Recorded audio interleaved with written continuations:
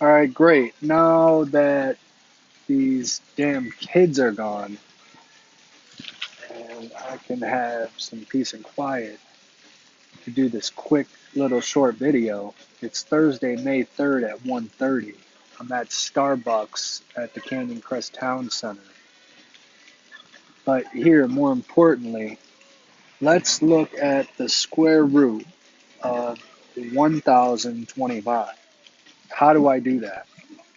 Well, what I do know, I might not know what the square root of 1025 is, but what I do know over here is that let's think, what are the perfect squares, right? We got 1, 4, 9, 16, 25, okay, so on and so forth.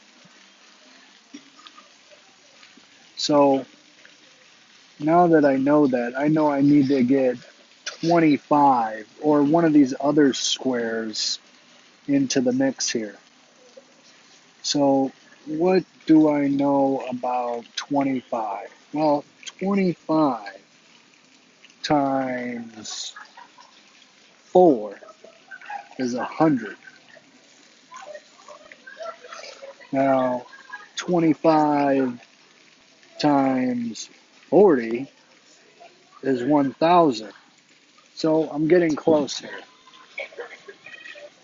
So if I'm 25 short, so 25 times 41 is 1,025.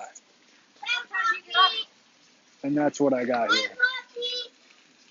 So I got 25 times 41, which is 5 square root of 41. That's what I think we have to do in order to look at this problem.